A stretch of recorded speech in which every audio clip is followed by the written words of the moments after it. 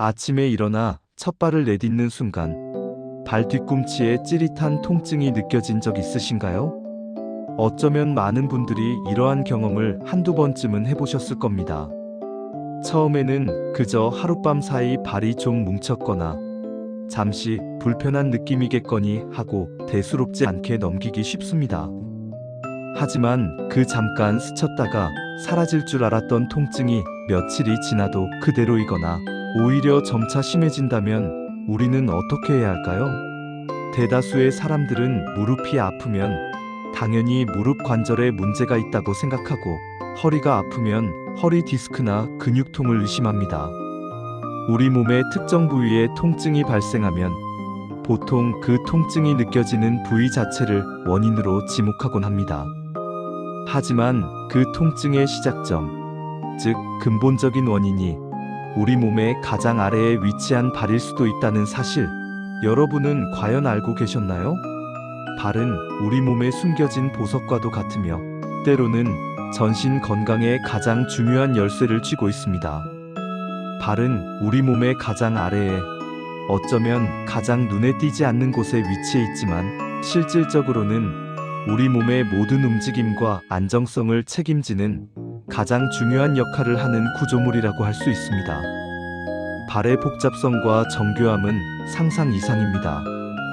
성인 기준으로 양발에는 각각 26개의 뼈가 존재하며 이 뼈들을 서로 연결하고 지탱하는 100개 이상의 인대, 그리고 수많은 작은 근육들이 복잡하고 유기적으로 얽혀 하나의 완벽한 시스템을 이루고 있습니다. 이 작고 섬세해 보이는 구조물이 바로 우리 몸 전체 체중을 지탱하는 동시에 우리가 걷거나 달릴 때마다 지면으로부터 전해지는 충격을 효과적으로 흡수하고 분산하며 흔들림 없는 균형을 유지하는 핵심적인 역할을 수행합니다. 우리의 발은 하루 평균 7,000보만 걸어도 매 걸음마다 체중의 몇 배에 달하는 하중을 견뎌내며 하루 동안 축적되는 누적 하중은 수톤에 달합니다. 이는 우리의 발이 얼마나 많은 일을 하고 있으며 얼마나 혹사당하고 있는 부위인지를 여실히 보여주는 증거입니다. 발은 매일 쉼없이 일하는 우리 몸의 가장 성실한 일꾼이자 가장 헌신적인 지지대인 셈입니다. 하지만 문제는 우리가 발의 이러한 중요성을 너무나도 당연하게 여기고 때로는 아예 인식하지 못한다는 점입니다. 발은 우리가 매일같이 사용하고 의지하는 신체의 일부이지만 그 중요성에 비해 상대적으로 소홀히 다루어지는 경우가 많습니다. 우리는 우리의 발을 너무나도 당연하게 여기며 제대로 관리하지 않는 경향이 있습니다. 예를 들어 현대인의 생활 패턴을 살펴보면 하루 종일 오래 서서 일하거나 딱딱하고 고르지 않은 바닥을 걷고 발의 형태를 고려하지 않은 채 발볼이 좁거나 굽이 높은 신발을 신으며 운동 부족으로 인해 발과 다리 주변의 근육이 약해진 상태로 생활하는 경우가 허다합니다. 이러한 잘못된 생활 습관이 반복되면 우리 발바닥의 핵심 구조인 아치가 서서히 무너지기 시작합니다. 발의 아치는 마치 자동차의 서스펜션과 같은 역할을 합니다. 즉, 지면으로부터 오는 충격을 효과적으로 흡수하고 몸 전체로 분산시켜주는 스프링과 같은 구조입니다. 그런데 이 아치 구조가 무너지게 되면 충격을 제대로 분산하지 못하고 그 충격이 고스란히 발을 넘어 무릎, 고관절, 그리고 허리까지 위로 전달됩니다. 그 결과 단순한 발의 통증으로 시작했던 문제가 무릎 통증, 고관절 통증, 심지어 허리 디스크의 부담 증가로까지 이어질 수 있습니다. 이는 발의 문제가 단순히 발 자체의 문제로 국한되는 것이 아니라 우리 몸 전체의 건강과 균형에 치명적인 영향을 미칠 수 있다는 것을 의미합니다. 발은 우리 몸의 가장 아래에서 시작되는 도미노의 첫 번째 조각과 같습니다. 첫 조각이 넘어지면 결국 모든 조각이 무너질 수 있는 것입니다. 그렇다면 우리의 발 건강에 이상이 생겼을 때 가장 흔하게 나타나는 대표적인 질환들은 어떤 것들이 있을까요? 우리가 흔히 접할 수 있는 발 관련 질환들을 자세히 알아보겠습니다. 첫째, 대표적인 발 질환 중 하나가 바로 족저근막염입니다. 발바닥에는 발 뒤꿈치 뼈에서부터 발가락 뼈의 뿌리까지 길게 이어져 있는 두껍고 강한 섬유, 조직인 족저근막이 있습니다.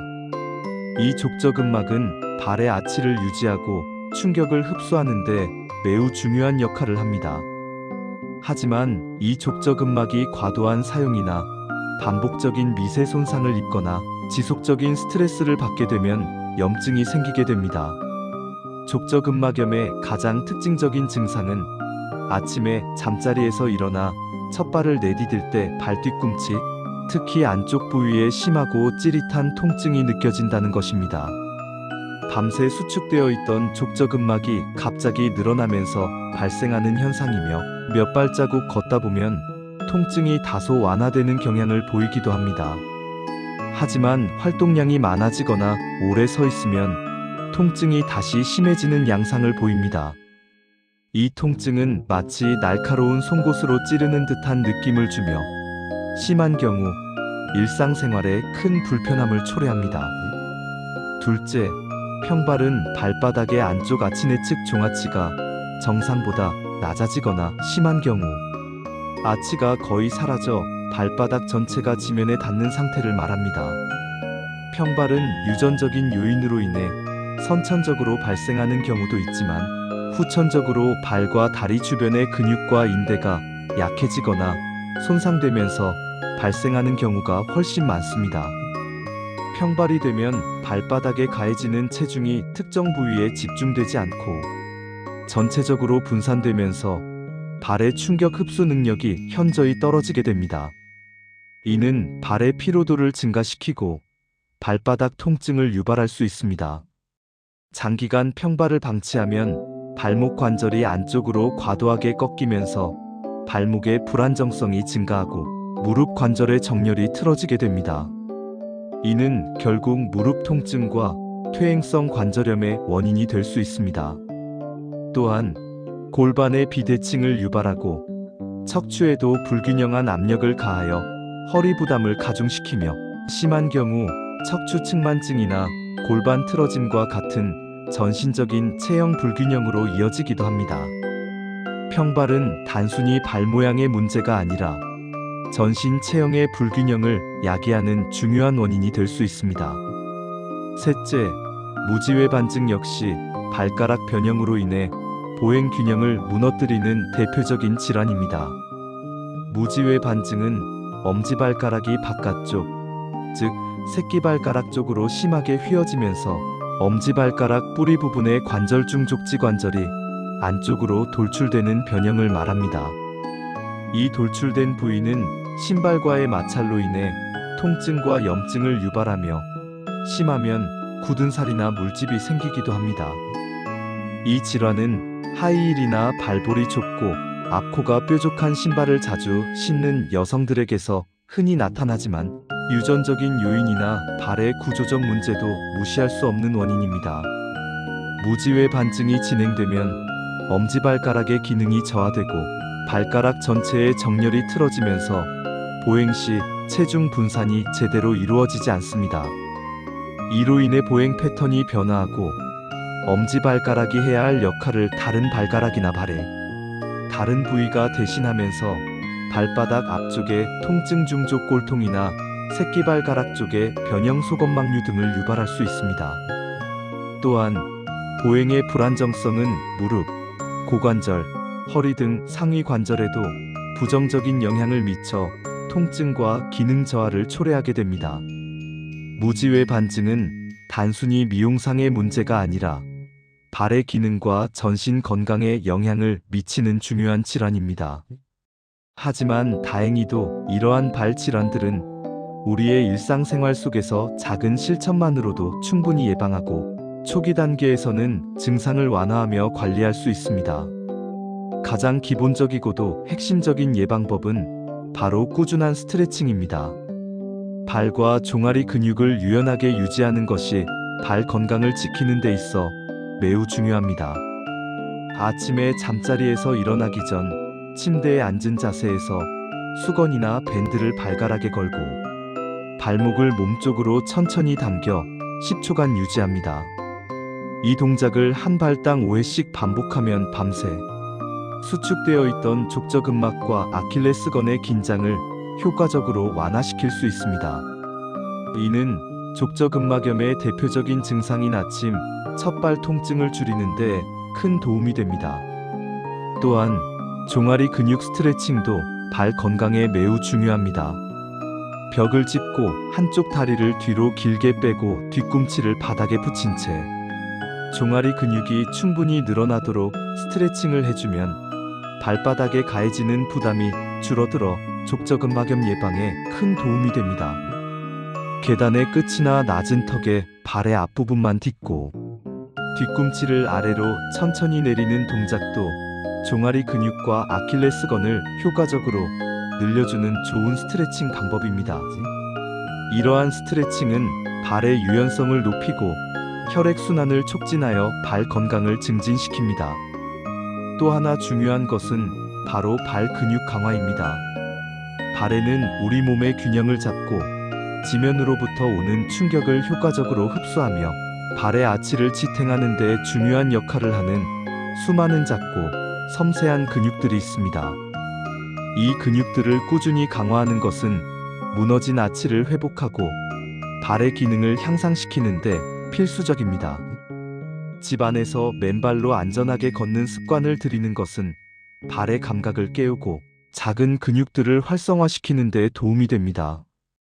또한 바닥에 수건을 펼쳐놓고 발가락만을 사용하여 수건을 움켜쥐거나 작은 구슬이나 마블 등을 발가락으로 집어 옮기는 운동은 발의 내재근이라고 불리는 작은 근육들을 집중적으로 강화하는 데 매우 효과적입니다. 이러한 발가락 운동은 발바닥의 아치를 지탱하는 핵심 근육들을 튼튼하게 만들어 발의 안정성을 높이고 각종 발 질환의 위험을 줄여줍니다. 근육이 약하면 아무리 기능이 좋은 신발이나 교정 깔창을 사용해도 근본적인 해결이 되지 않습니다. 결국 발의 코어 근육을 강화하는 것이 지속적인 발 건강 유지의 핵심입니다. 신발 선택 또한 발 건강에 결정적인 영향을 미칩니다. 우리의 발은 하루 중 가장 많은 시간을 신발 안에 갇혀 보냅니다. 따라서 어떤 신발을 선택하느냐에 따라 발 건강이 크게 좌우될 수 있습니다. 발볼을 압박하지 않고 발가락이 편안하게 움직일 수 있는 충분한 공간이 있는 신발을 선택하는 것이 중요합니다. 너무 꽉 끼는 신발은 혈액순환을 방해하고 발가락 변형을 유발하며 통증을 악화시킬 수 있습니다. 또한 발바닥에 가해지는 충격을 효과적으로 흡수할 수 있도록 쿠션이 충분하고 발바닥 아치를 잘 지지해주는 신발이 좋습니다. 굽이 너무 높거나 너무 낮은 신발은 피하고 2에서 3cm 정도의 적당한 굽이 있는 신발이 발의 피로도를 줄이고 균형을 유지하는 데 가장 이상적입니다. 하이힐은 발 앞꿈치에 과도한 하중을 집중시켜 무지외 반증, 지간신경종 등의 원인이 될 수 있으므로 가급적 피하는 것이 좋습니다. 오래된 운동화는 겉보기엔 멀쩡해 보여도 내부의 쿠션 기능이나 지지력이 이미 손상된 경우가 많습니다. 최소 6개월에서 1년 주기로 신발의 상태를 점검하고 밑창이 심하게 닳았거나 신발이 전체적으로 비대칭적으로 변형되었다면 주저없이 새 신발로 교체하는 것이 좋습니다. 자신의 발 모양과 활동량에 맞는 기능성 신발을 선택하는 것은 발 건강을 위한 현명한 투자입니다. 체중 관리 역시 발 건강에서 빼놓을 수 없는 매우 중요한 요소입니다. 우리의 발은 우리 몸의 모든 체중을 지탱하는 기반이기 때문에 체중 변화에 매우 민감하게 반응합니다. 체중이 1kg 늘어날 때마다 우리가 한 걸음 걸을 때 발에는 약 3에서 4배에 달하는 추가 하중이 전달됩니다. 단순하게 계산해 보면 만약 체중이 5kg 증가한다면 우리의 발은 매 걸음마다 15kg 이상의 추가적인 부담을 감당해야 하는 것입니다. 이는 발에 엄청난 스트레스와 과부하를 주게 되어 족저근막염, 평발, 무지외 반증과 같은 각종 발 질환의 발생 위험을 크게 높입니다. 체중이 늘어나면 발바닥 아치가 무너지기 쉽고 관절에 가해지는 압력이 증가하여 염증과 통증을 유발할 가능성이 커집니다. 따라서 적정 체중을 유지하는 것은 발 건강을 지키는 가장 기본적인 동시에 가장 효과적인 방법 중 하나입니다. 건강한 식습관과 규칙적인 운동을 통해 적절한 체중을 유지하는 것은 발뿐만 아니라 전신 건강을 위한 필수적인 노력입니다. 만약 이미 통증이 시작되었다면 이를 초기에 적극적으로 관리하고 대처하는 것이 매우 중요합니다. 통증을 무시하고 방치하면 만성화되어 치료가 더욱 어려워질 수 있기 때문입니다. 통증이 발생한 부위에는 냉찜질을 하여 염증과 부기를 가라앉히는 것이 좋습니다. 하루에 15에서 20분 정도 여러 차례 반복해주면 효과를 볼 수 있습니다. 또한 위에서 설명했던 발 스트레칭과 발 근육 강화 운동을 꾸준히 병행하여 발의 유연성과 근력을 회복하는 데 집중해야 합니다. 하지만 이러한 자가 관리에도 불구하고 통증이 2주 이상 지속되거나 점점 더 심해지고 일상생활에 큰 불편함을 초래한다면 주저하지 말고 반드시 전문 의료기관을 방문하여 정확한 진단과 적절한 치료를 받는 것이 안전합니다. 통증의 원인을 정확히 파악하고 그에 맞는 전문적인 치료를 받는 것이 중요합니다.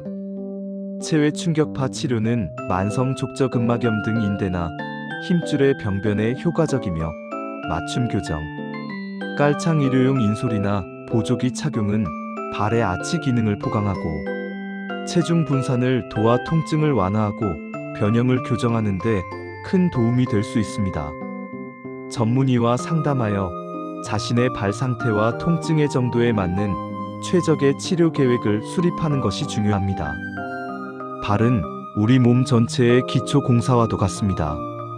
견고하고 튼튼한 건물도 기초 공사가 부실하면 오래 버티지 못하고 무너지듯이 우리 몸의 기초인 발이 흔들리면 아무리 무릎이나 허리 등 상위 관절을 보강하고 치료해도 근본적인 해결이 되지 않습니다. 발에서 시작된 작은 문제가 연쇄적으로 무릎, 고관절, 허리, 심지어는 목과 어깨의 통증으로까지 이어질 수 있는 것입니다. 따라서 무릎이 아프기 전에, 허리가 망가지기 전에, 우리의 전신 건강이 위협받기 전에 지금 당장 여러분의 발을 점검하고 관리해야 합니다. 발은 침묵의 장기라고도 불립니다. 통증이 시작되기 전까지는 그 중요성을 간과하기 쉽고 통증이 발생해도 다른 부위의 통증으로 오인하기 쉽기 때문입니다. 하지만 발이 보내는 작은 신호들을 결코 무시해서는 안 됩니다. 우리 몸의 가장 아래에서 시작되는 작은 불편함이 전체 시스템의 붕괴로 이어질 수 있다는 것을 명심해야 합니다. 오늘 저녁 집에 돌아가 편안한 마음으로 양말을 벗고 여러분의 발바닥을 한번 자세히 살펴보세요. 그리고 엄지손가락으로 발바닥의 아치 부위나 뒤꿈치 부위를 한번 눌러보세요. 혹시 발바닥이 뻣뻣하고 단단하게 굳어있지는 않은지, 특정 부위에 압통이 느껴지지는 않는지 확인해 보세요. 만약 이러한 증상들이 느껴진다면 이미 여러분의 발은 당신에게 관심과 관리를 호소하는 신호를 보내고 있는 겁니다. 하루 5분 투자하는 간단하고 효과적인 발 스트레칭, 자신의 발 모양과 활동량에 맞는 올바른 신발 선택, 그리고 꾸준한 노력으로 지켜내는 적정 체중. 이 세 가지 작은 실천이 바로 10년 뒤, 아니 그 이상 당신의 걸음을 더욱 건강하고 활기차게 만들어줄 것입니다. 발을 지키는 일은 단순히 발만 건강하게 하는 것에 그치지 않습니다. 발을 지키는 일은 결국 당신의 전신 건강을 지키는 가장 중요한 시작점입니다. 발이 튼튼해야 우리의 몸 전체가 균형을 이루고 건강한 삶을 영위할 수 있다는 사실을 잊지 마세요. 발은 당신의 삶을 지탱하는 가장 굳건한 뿌리이자 건강한 미래를 향한 첫걸음입니다. 지금 바로 당신의 발에 관심과 사랑을 기울여 주세요.